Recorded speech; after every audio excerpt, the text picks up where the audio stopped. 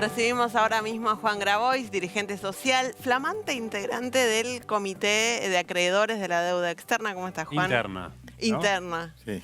¿Cómo anda, Juan? Si fuera acreedor de la deuda externa, Estaría bueno. no estaría acá. Bien. Pero van en 4 días al Senado. Sí. Bueno, están vos, Claudio Lozano, Tati Almeida, Mercedes Alessandro, Adolfo Pérez Esquivel. Sí. ¿Y qué van a decir en el Senado? Bueno, no sé si vamos dentro de 4 días o todavía no está la fecha cierta. Ok. Hay un compromiso por parte de Mayans, que es el presidente de la Comisión Bicameral de Deuda Externa, de recibir este comité, que somos 100, de sectores recontra diversos, digamos. Están los principales movimientos populares, están representadas las 3 centrales obreras, CTA Autónoma y la CGT. Hay dirigentes de derechos humanos como Adolfo, también está el CELS, también está Madres Línea Fundadora, hay representantes de pueblos originarios, de campesinos, hay representantes de la ciencia, gente muy importante del CONICET, incluso la presidenta de la CONEA, hay representantes educativos que desde los sindicatos hasta rectores de universidad, centros de estudiantes, federaciones universitarias, es decir, armamos un espacio en donde podamos reflejar las demandas de la sociedad, los salarios, los alimentos, la tierra, el techo, el conocimiento, la educación que está en crisis, para poner en el centro de la agenda lo que realmente le importa a nuestro pueblo, ¿no? Que es cómo mejorar estas deudas tremendas que tiene el Estado, el gobierno y la sociedad toda, empezando por los más vulnerables, pero también con los sectores medios. De hecho, hay representantes de pymes, de empresas nacionales. ¿Y por qué eligen ir a la Comisión Bicameral de Deuda Externa a exponer sobre esto? Empezamos pidiéndoles a la comisión que nos informe cuál fue su trabajo y cuál va a ser, porque la verdad es que la deuda interna y la deuda externa son casi 2 caras de la misma moneda, ¿no? Es decir, hablamos todo el tiempo de la deuda externa, se negocia, se hacen informes trimestrales, se hacen planes, pero de la deuda interna no. Uno no sabe cuál es el plan para cada uno de estos temas que yo les comenté antes. Entonces, lo primero es, bueno, ¿cómo vamos a hacer para saldar esa deuda? Ponerlo en primer plano.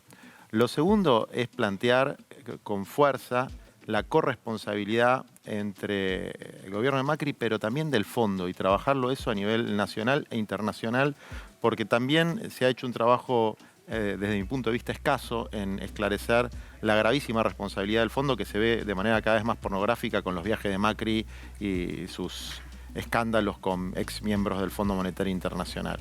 En tercer lugar, desde luego hay que recuperar los activos, esos activos que están en el exterior no declarados, que hay un proyecto de ley para levantar el secreto bancario y proceder a la recuperación de esos activos.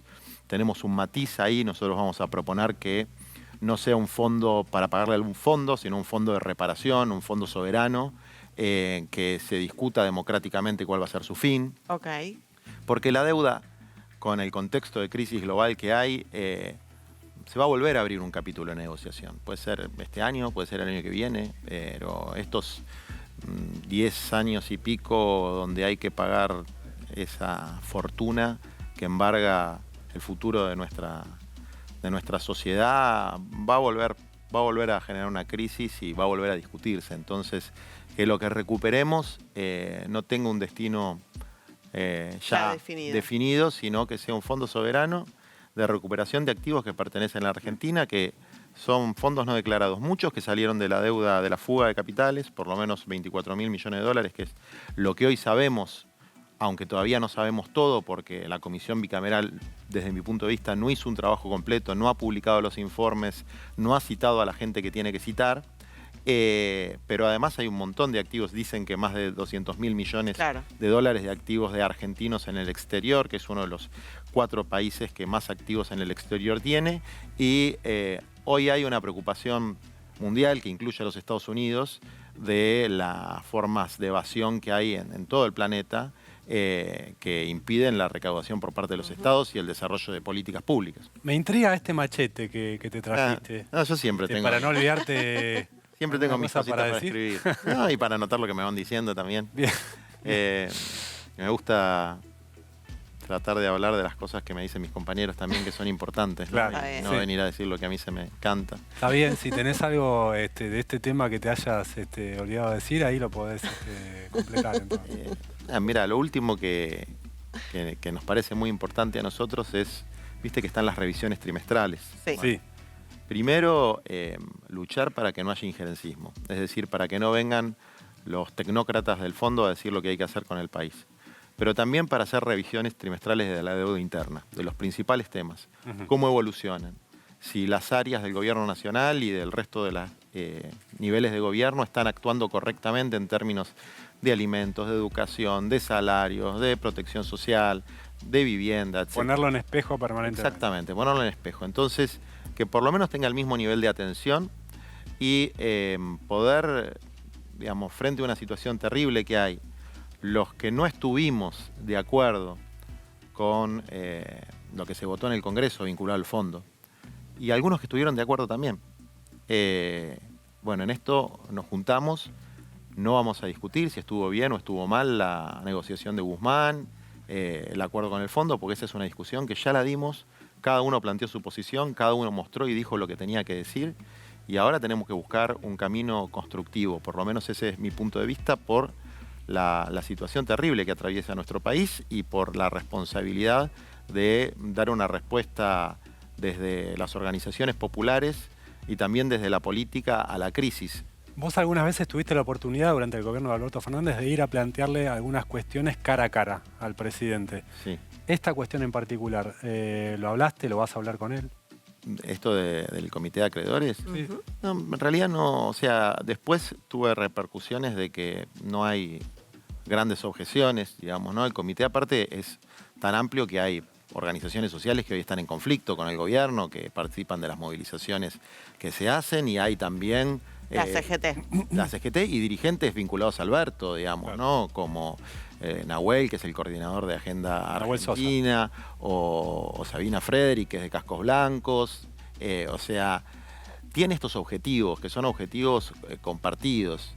Entonces, este es un poco el punto, ¿no? La orientación. ¿Cuál es el punto en el que el comité cree que va a poder lograr presionar para torcer la agenda del gobierno? Te lo contraejemplifico con el fondo, las revisiones trimestrales. Si una revisión da mal, el fondo no hace el desembolso prometido. Bueno, en este caso ustedes dicen revisiones trimestrales de la deuda interna. Si esa revisión da mal, ¿qué puede hacer el comité? Es un comité que tiene capacidad de movilización y que es como las task force que armaban los bonistas, digamos. Nosotros tenemos que ser lobistas del pueblo.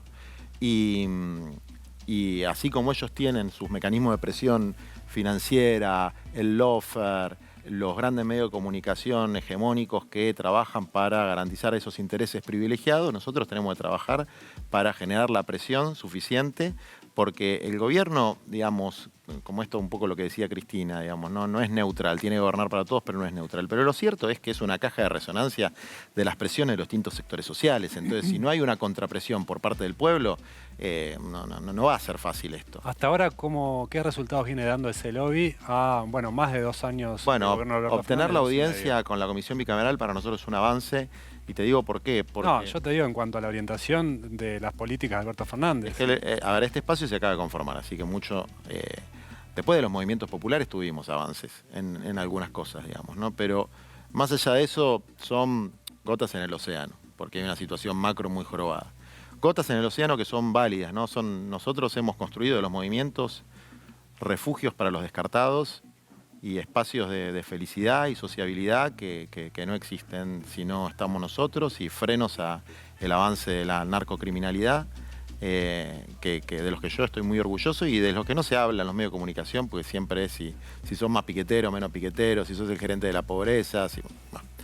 Pero lo que hacemos y no se ve es lo más importante. Pero más allá de eso, el comité tiene una función que yo creo que la va a poder cumplir, que es lograr que salga la ley de recuperación de activos en el exterior.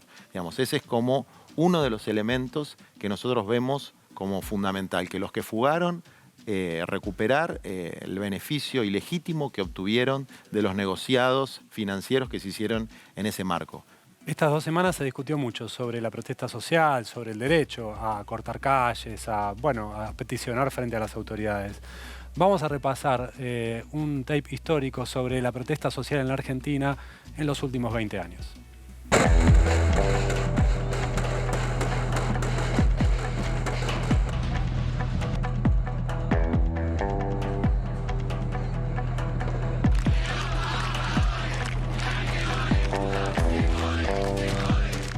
abrir bien los ojos y fijarse que si de acá salen todas las riquezas, ¿por qué somos los más postergados? ¿Por qué tenemos que estar sufriendo tanto? Nosotros esperamos tener algún tipo de respuesta porque no queremos llegar nuevamente a situaciones dramáticas como es el estar en la ruta.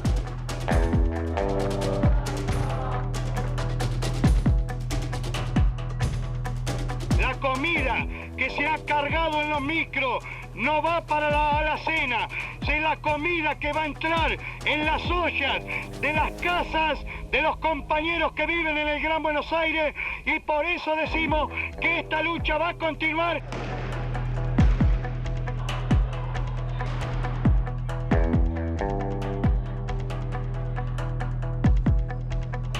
Para parar el hambre en nuestros chicos, para lograr que los comedores se abran, para lograr que se paren las barbaridades que se están haciendo con los planes sociales. Hay uno que se te para en la mitad del camino y te dice, si querés pasar por acá me tenés que pagar tanto. Hablando mal y pronto, le caga la vida a todo. ¿A alguien se le ocurre que la gente vino en forma espontánea? Yo no vengo, ni mis compañeros vienen a reclamar un plan, como todos dicen. Basta de apretar a los argentinos. Nosotros no queremos hacer esto, pero queremos un trabajo digno. Los planes son un pago para mantener la paz en la calle. Lo que necesitamos es trabajo. Es que se abra la producción en este país, que se abran las fábricas. Los piquetes afectan de manera directa a tus inversiones. Ninguno queremos estar acá en realidad. Queremos trabajo. Que les saquen los planes sociales. Macri, Larreta, Marra, Juanchi Zabaleta y Sergio Berni, sí, con una suerte de, un consenso respecto a la protesta social. Mira, nosotros somos parte de una generación, que es la generación del 2001, la de Maxi, Darío. Nosotros nos formamos en las ollas populares de esos años.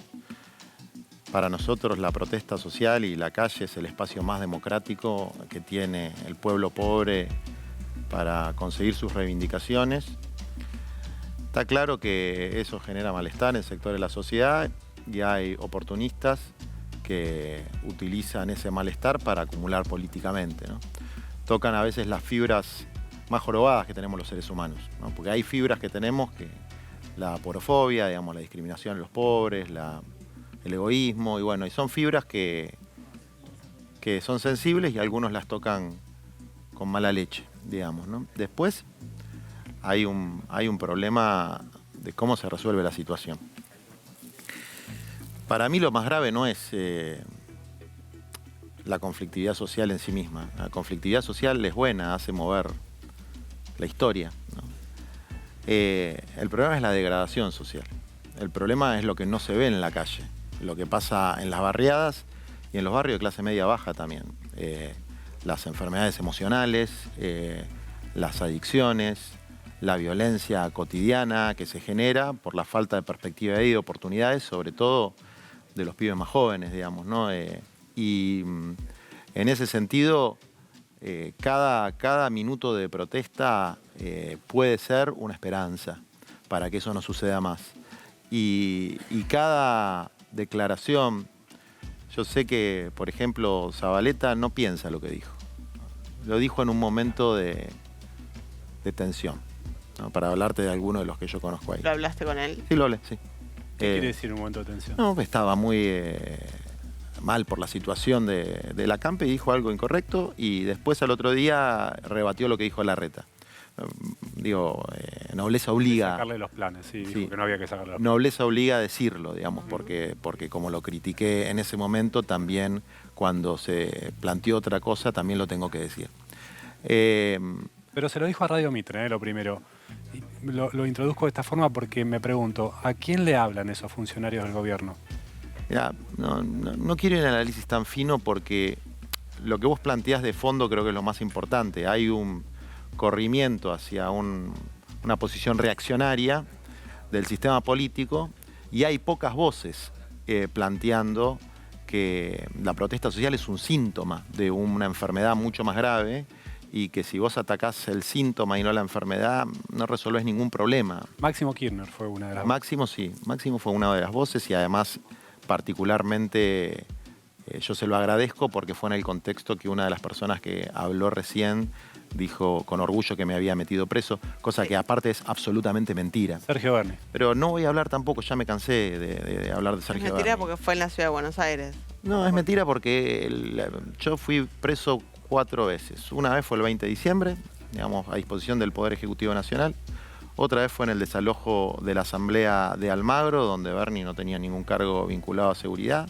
Otra vez fue en una protesta de manteros senegaleses, que fue la policía de la ciudad. Y la otra vez fue en una movilización, el día antes de que se haga lo de la pandemia, como la cuarentena. Sí. En una movilización por la muerte de Beatriz, que era una vendedora de medias, que la policía de la ciudad generó su muerte, porque se da esta paradoja, ¿no? De que cuando no trabajan son vagos y cuando trabajan son delincuentes. Entonces es una cosa extraordinaria. No hay salida para los excluidos. Estamos yendo a una sociedad de 70% excluidos, 30% integrados, 30% que tienen la posibilidad de tener una casa propia, de tener Está bien, estudios. vos no querés personalizar en Juanchi Zabaleta, pero... Ni en él ni en nadie, porque... Estamos hablando de un gobierno sí. que venía a representar un poco a esos sectores. Sí. El ministro de Desarrollo Social estaba caliente, como decís, estaba presionado, pero fija esa posición. Y el ministro de Seguridad de la provincia, del gobierno de Axel Kicillof, fija la misma posición. ¿Quién del gobierno salió a fijar otra posición? No, bueno, vos decís, das el ejemplo de Máximo. Yo quiero retomar esto que me parece que Zabaleta cambió de posición. Pero más allá de las posiciones, pues eso son palabras, que son importantes las palabras, porque si una persona que tiene a cargo fuerza de seguridad plantea una perspectiva de cómo abordar las cosas, la tropa sigue esa perspectiva y se pone violenta y se pone... A mí al otro día que salió eso, tuve que parar a 4 policías que estaban por llevarse preso un pibito que estaba llevándole el pan a la familia cartoneando por el delito de agarrar un par de botellas de un contenedor, digamos, ¿no? Entonces, eso termina mal. Pero te decía, la degradación social es un proceso silencioso, que no se ve. La conflictividad social es sacar eso para afuera y eso es muy, muy positivo porque genera la perspectiva de poder buscar soluciones. Para la cuestión... Hoy, ¿por qué la 9 de julio va a ser un corsódromo si no se toma una decisión de fondo? Porque la única ventanilla que tienen los que no tienen un laburo fijo, porque el 90 y pico % de los compañeros, de las personas, de los hombres y mujeres que están ahí, trabajan. No es que necesitan trabajo, trabajan. Las mujeres trabajan en cuidados, ¿no? Porque se habla mucho en los sectores medios intelectuales de las tareas de cuidado, de la economía de cuidados, pero no se reconoce la de las compañeras de las barriadas populares. El resto de los compañeros y compañeras tienen cualquier tipo de actividades changas y actividades que ya están consolidadas, como el cartoneo, la pequeña producción textil, la venta ambulante, etcétera, etcétera, etcétera. Pero obviamente no les alcanza, porque imagínate, si la mitad de los asalariados formales que tienen aguinaldo y recibo de sueldo están bajo la línea de pobreza, los informales, que es este sector, bueno, están... bordeando la indigencia, entonces necesitan un complemento de ingreso, un ingresito más. Eso es lo que se va a pedir y la única ventanilla es el Ministerio de Desarrollo Social. Entonces, nuestra propuesta, que es volver a un esquema parecido al del IFE, pero permanente, que además los recursos están, porque sería un 2% del gasto público y mejorando las partidas y la recaudación un poco se puede garantizar un ingreso que equivalga a la línea de indigencia, que es comer. Digamos, claro. Que es un derecho humano básico, comer. Que todo el mundo pueda comer. Eso, además de descomprimir la conflictividad, permite que las personas que hoy están sometidas a una situación de hambre, y esto lo hablé con Facundo Manés, no con Fidel Castro, puedan liberar su capacidad cognitiva para proyectar su vida. Si vos estás en la lucha por la subsistencia, no te queda otra que estar todo el día pensando en eso, porque tenés que llevar la comida a la casa. Entonces, eso no te permite estudiar. A los pibes... ¿Sabes lo que necesitan los pibes de 18, 19, 20 años? Tener un manguito en el bolsillo para poder seguir estudiando o poder pensar en un laburo. Juan, sí. Cuando asumió Alberto Fernández dijo empezar por los últimos para llegar a todos. ¿Te imaginaste a 2 años y medio del inicio de este gobierno estar teniendo que reclamar esto? Yo, en este momento de mi militancia, no quiero hacer diagnósticos hacia atrás. Yo ya dije todo lo que tenía que decir en el momento donde todavía no se decían mucho las cosas. Ahora no quiero aportar a estas discusiones, que muchas son válidas y legítimas, y después empiezan a mezclarse cosas, ¿no? Empiezan a mezclarse las discusiones legítimas de orientación política e ideológica con estupideces de egos, de poder, de cargos, y yo no me quiero meter en esos esquemas porque creo que son destructivos. ¿Qué hacemos con lo que tenemos hoy? ¿Qué hacemos con esto? Buscar alternativas que sean constructivas para lo inmediato, o sea, para la transición. Nosotros siempre caracterizamos a este gobierno como un gobierno de transición, lo cual no quiere decir que el día de mañana no pueda volver a ser presidente el mismo presidente que está hoy u otra persona, pero este es un gobierno de transición. ¿Y a qué tiene que transitar? A dejar una base mejor para una próxima etapa. Y eso implica, para los que están preocupados por los estallidos, que no es mi caso, a mí me preocupan las implosiones, espabilarse un poco de que si la gente no tiene para comer, si los salarios están en el nivel que están, y la verdad que la conflictividad social se va a incrementar, se va a incrementar, se va a incrementar, y eso sí genera una situación de crisis de gobernabilidad, mucho mayor que la que genera la pelea o la discusión legítima, digamos, poniendo las dos cosas, ¿no? Las peleas estúpidas que las hay y las peleas o discusiones legítimas que las hay, eso genera una sensación de crisis, pero la crisis de verdad es cuando la gente no da más. Entonces hay que espabilarse, recuperar el poder adquisitivo del salario y recuperar el poder adquisitivo de los trabajadores y trabajadoras de la economía popular o informales, como más te guste, a través de un ingreso universal. Esas son medidas que se pueden tomar aquí y ahora y que se están planteando en todo el mundo, digamos, ¿no? Desde Elon Musk hasta el Papa Francisco, planteando esta necesidad, digamos, de este momento histórico. Después hay otro tema que es de fondo, que es discutir el futuro de la Argentina. Culfas sacó un plan productivo que es interesante, tiene cosas muy piolas. No estoy haciendo una crítica a Culfas, ojo, digamos, tengo mis diferencias, pero en este momento no estoy haciendo una crítica. Pero ahí se blanquea un tema dramático. Dice, en 10 años, si nos va bien, ¿no? Ese plan dice, ¿cuál es el objetivo? 2 millones de puestos de trabajo en el sector privado. Eso apenas cubre el crecimiento vegetativo de la población. ¿Qué va a hacer el resto? El resto va a seguir en la informalidad absoluta, con ingresos de miseria. ¿Qué va a hacer? Falta el ser humano en esas planificaciones. Por eso nosotros planteamos un plan de desarrollo humano integral donde sí hay un sector privado pujante que puede generar 2 millones de puestos de trabajo más, sí está muy bien, capaz que puede generar 3, pero que no cubrir a toda la población. Y un mecanismo de economía popular que permita que la gente se desarrolle también laburando. Y hoy el programa Potenciar Trabajo, que cuando se inició fue muy bueno para generar efectivamente una potenciación de las actividades en el sector de reciclado, de la construcción, mejoramiento barrial. Hoy es un subsidio para la gente que no tiene un mango, digamos, porque hacer tantas personas es imposible organizar eso. Entonces, las discusiones son falsas. El problema no es si el polo obrero hace un acampe o si por qué hay intermediación. ¿Saben por qué hay intermediación? Porque no hay universalidad. Claro. Cuando no hay universalidad, siempre hay alguna forma de intermediación, digamos, porque si vos necesitas uno... ¿Dónde cortás? Pero claro, o sea, tengo un solo cupo. Vos necesitas y vos necesitas. Claro. ¿Quién elige? Eso es arbitrario. Claro. Entonces, deja de ser arbitrario cuando hay una universalidad, digamos, ¿no? Una universalidad, al menos en los sectores más golpeados.